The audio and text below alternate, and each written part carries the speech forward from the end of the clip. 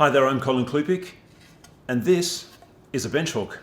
It's kind of a simple, almost boring device, but if you're doing any kind of hand sawing work at a workbench, you're going to need one. But how do you make one? Well, as with most things, it starts with a simple sheet of paper. A bench hook is used for leaning up against when making simple woodcuts.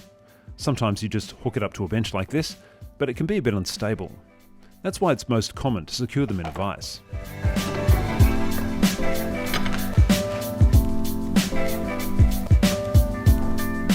There's really no right and wrong in terms of how big a bench hook needs to be. It just needs to be practical and it needs to work. Now, on the right hand side here, or on the end, I've actually left a gap of about 40 millimeters. Let's punch that out to 50 millimeters. That just leaves me enough room to make the saw go past and give me enough room here to wear out a bit of the timber as I start to cut. This piece here is 42 by 42 pine, and I've left the vise here 42 millimeters out from the edge of the bench, which kind of simulates exactly how big it needs to be.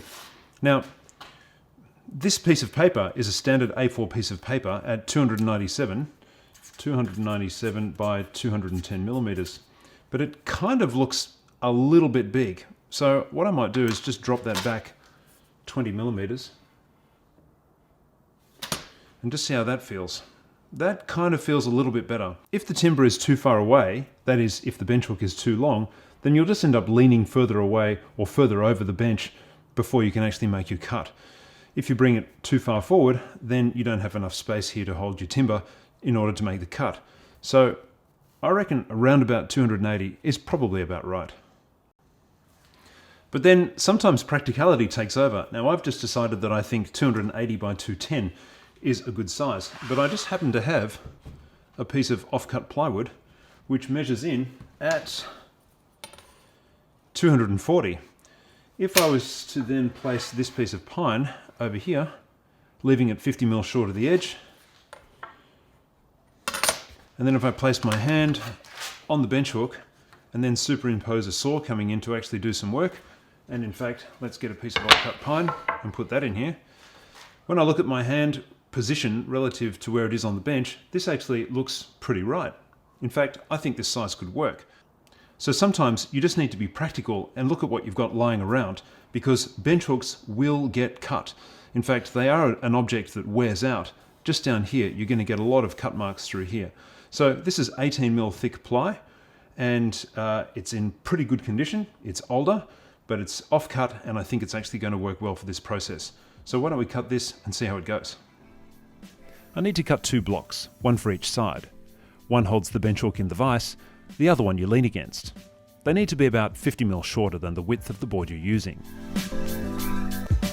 I'm going to fasten these with glue and screws. You could get away with just glue, but if you screw the blocks down, you can use it pretty much straight away. That's handy if you're making lots of them at a time, save perhaps for a classroom situation. No need for clamps or waiting for glue to dry. I'm using 42 by 42 pine and have these nice 50 mil wood screws handy, but you can see there's not going to be much grab. But I also have some older 55mm screws, which I've saved for an occasion just like this one. Drill and countersink the holes.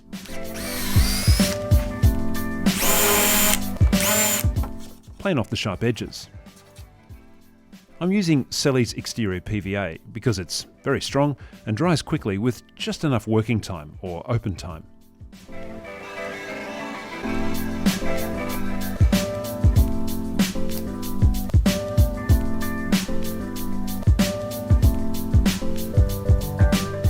The blocks can slip around a bit on the glue when driving in the screws, so you may need to use a clamp, or drive in one screw first to locate the block and then screw in the other one.